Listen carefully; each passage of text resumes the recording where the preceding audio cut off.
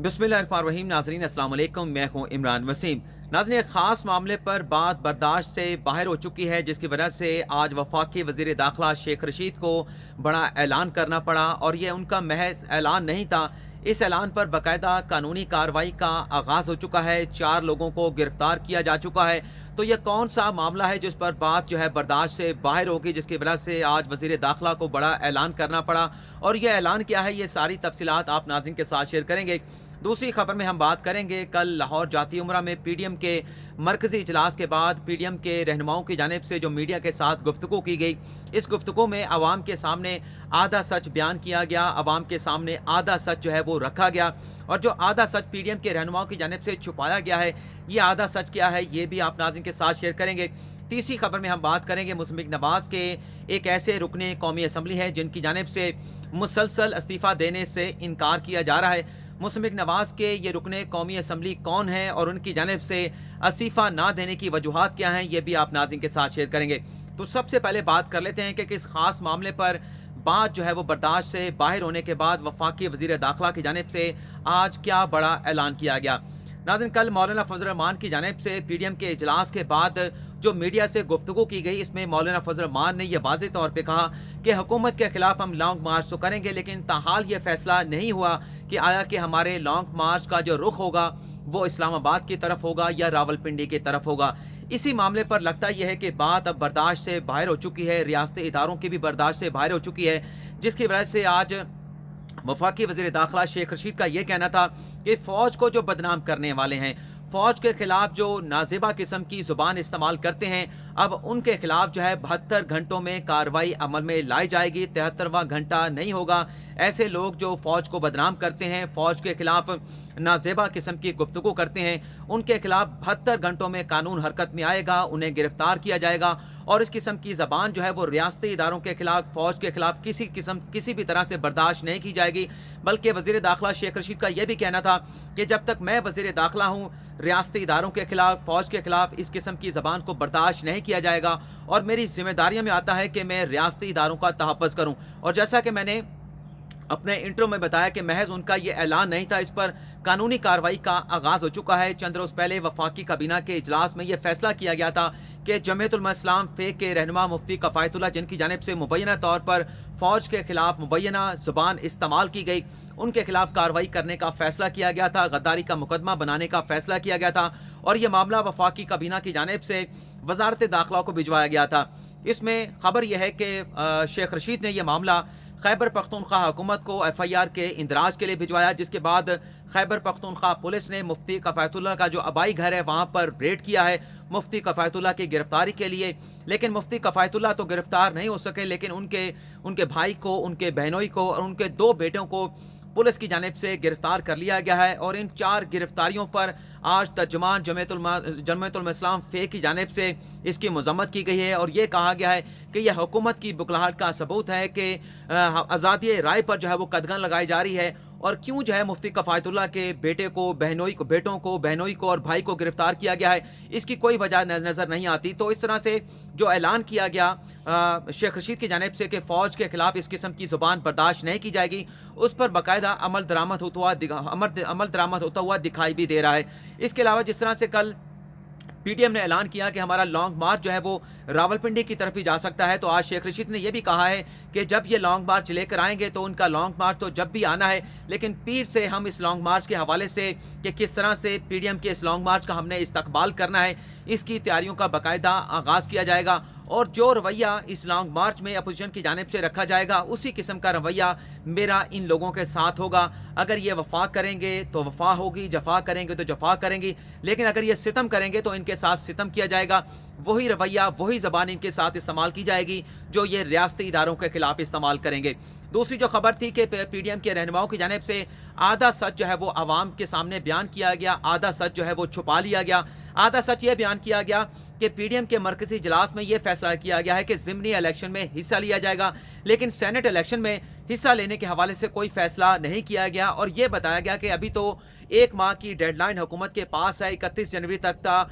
हमारी तरफ से हुकूमत को वक्त दिया गया है कि वज़ीर आज़म इमरान खान 31 जनवरी तक इस्तीफ़ा देने के बाद घर चले जाएं, असम्बलियाँ तहलील कर दें। तो 31 जनवरी के बाद हम फैसला करेंगे आया कि سینٹ کا الیکشن ہم نے لڑنا ہے نہیں لڑنا، جبکہ ناظرین حقیقت یہ ہے کہ اصولی طور پر کل کے اس اجلاس میں پاکستان پیپلز پارٹی کی جانب سے یہ بتا دیا گیا ہے کہ ہم ضمنی الیکشن میں بھی حصہ لیں گے، ہم سینٹ کے الیکشن میں بھی حصہ لیں گے، اور حکومت کے لیے ہماری یہ تجویز ہے کہ باقی اپوزیشن کی جماعتیں بھی میدان کھلا نہ چھوڑیں۔ اس کے اوپر مسلم لیگ نواز کی جانب سے بھی رضامندی کا اظہار کر دیا گیا ہے۔ مسلم لیگ نواز بھی سینٹ کا الیکشن لڑنے کے اوپر رضامند ہے، کیونکہ کل کے اس پریس کانفرنس کے بعد جو پی ڈی ایم کے اجلاس کے بعد رہنماؤں کی جانب سے کی گئی تھی، اس کے بعد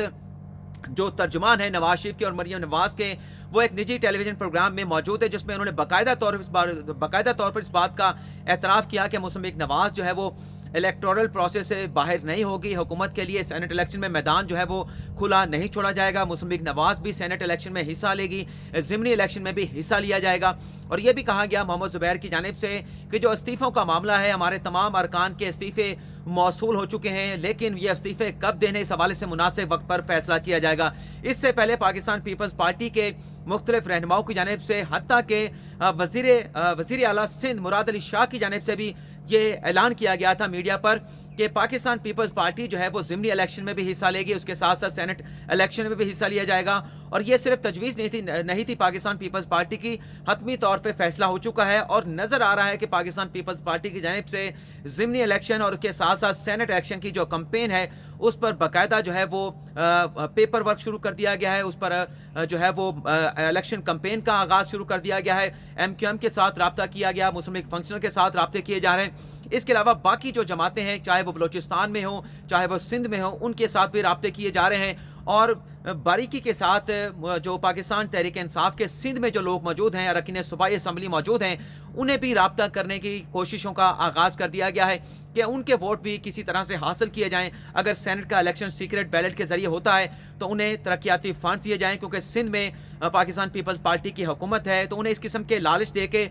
جماعت کی پالیسی سے ہٹ کر، تحریک انصاف کی پالیسی سے ہٹ کر جو پیپلز پارٹی کے کینڈیڈیٹ ہیں انہیں ووٹ دینے پر جو ہے وہ راضی کیا جائے، اس قسم کی کوششوں کا آغاز کر دیا گیا ہے۔ تو عوام کو تو محض یہ بتایا گیا کہ صرف ضمنی الیکشن میں حصہ لیں گے، لیکن سینٹ کے حوالے سے فیصلہ نہیں ہوا، جبکہ حقیقت یہ ہے کہ سینٹ کے الیکشن کے حوالے سے بھی فیصلے ہو چکے ہیں۔ مسلم لیگ نواز اور پاکستان پیپلز پارٹی اس اجلاس میں باقاعدہ طور پر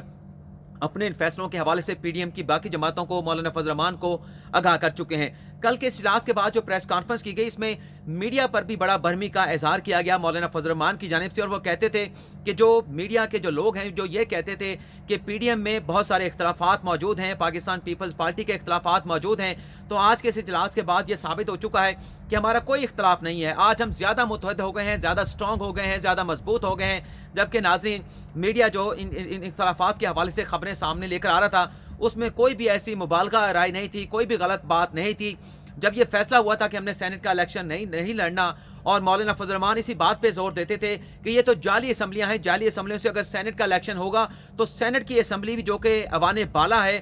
سب سے معتبر اسمبلی ہے پاکستان کے پارلیمنٹ کی، تو وہ بھی پولوٹڈ ہو جائے گی، آلودہ ہو جائے گی، تو لہٰذا ہمیں سینٹ کے الیکشن میں حصہ نہیں لینا چاہیے۔ لیکن اس حوالے سے بہت سارے صحافیوں کی جانب سے ہم بھی اپنے یوٹیوب چینل پر بات کرتے رہے، اس کے ساتھ ساتھ سلیم صافی کی جانب سے بھی بات کی گئی، اور بھی بڑے معتبر صحافی اس حوالے سے بات کرتے رہے ہیں کہ پاکستان پیپلز پارٹی جو ہے وہ استعفوں کے معاملے پر پی ڈی ایم کے ساتھ نہیں ہے، اختلافات موجود ہیں، پی ڈی ایم کو یہ چاہیے کہ پاکستان پیپلز پارٹی سے کنارہ کشی اختیار کر لیں، یہ کہا گیا سلیم صافی کی جانب سے۔ تو یہ تو تمام صحافیوں کی جانب سے باتیں کی جا رہی ہیں، اور اختلافات اب تو کل کے اجلاس کے بعد جو فیصلے کیے گئے ہیں کھل کے واضح ہو چکے ہیں کہ جو ان کا مطمع نظر تھا، جو ان کی سوچ تھی، اس سے ہٹ کے کل کے اجلاس میں فیصلے کیے گئے ہیں۔ کل جو سینٹ کا اجلاس ہوا، اس میں بھی مولانا عبدالغفور حیدری کی جانب سے کہا گیا کہ میڈیا میں ایسے ضمیر فروش جو ہے وہ اینکرز موجود ہیں جنہیں لانچ کر دیا گیا ہے پی ڈی ایم کے اتحاد کے اوپر، اور وہ اس قسم کی باتیں کرتے ہیں، اس قسم کی چڑھائی ہمارے اتحاد کے اوپر کرتے ہیں جو برداشت سے باہر ہے۔ لیکن جو سینٹ کے چیئرمین ہیں صادق سنجرانی، ان کی جانب سے ضمیر فروش میڈیا کے جو الفاظ تھے انہیں ایکسپنج کر دیا گیا، حذف کر دیا گیا تھا۔ تو یہ ناظرین آدھا سچ ہے آدھا جھوٹ ہے، لیکن اب تسلیم کریں نہ کریں، قوم کو ایک مرتبہ پھر جو ہے وہ ان کے ساتھ مذاق کیا گیا، ٹرک کی بتی کے پیچھے لگایا جا رہا ہے۔ لیکن بہرحال تحریک تو ابھی جاری ہے، وہ کہہ رہے ہیں لانگ مارچ بھی لے کر آئیں گے، اور وہ ضرور لے کر آئیں گے، لیکن دیکھتے ہیں کہ لانگ مارچ کا رخ جو ہے وہ شیخ رشید کے اعلان کے بعد اسلام آباد کی طرف ہوتا ہے یا پھر راولپنڈی کی طرف ہوتا ہے، کیونکہ شیخ رشید نے تو کہہ دیا ہے کہ ان کے استقبال کی تیاریوں کا باقاعدہ آغاز جو ہے وہ پیر کے روز سے 4 جنوری سے کیا جائے گا۔ अब हम बात कर लेते हैं कि मुस्लिम लीग नवाज के वो कौन से रुकने कौमी असम्बली हैं जो बार बार की डायरेक्शन के बावजूद अपनी पार्टी क़यादत की जानिब से मरियम नवाज साहबा की जानिब से कहने के बावजूद इस्तीफ़ा देने पर तैयार नहीं है। ये है नाज़रीन जंग से कैसर अहमद शेख हैं, जो ये कह रहे हैं कि मैं किसी भी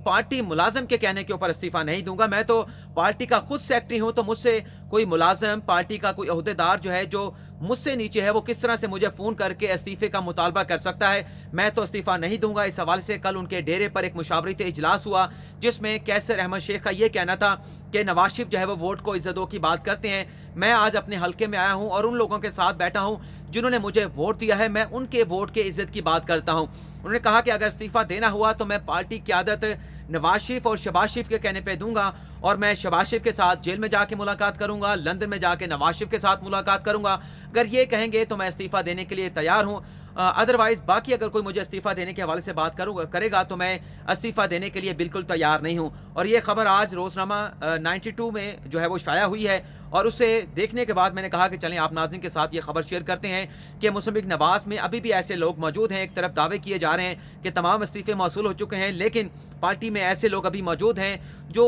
इस इस्तीफ़े देने की बात को जो है वो एक्सेप्ट करने के लिए तैयार नहीं है।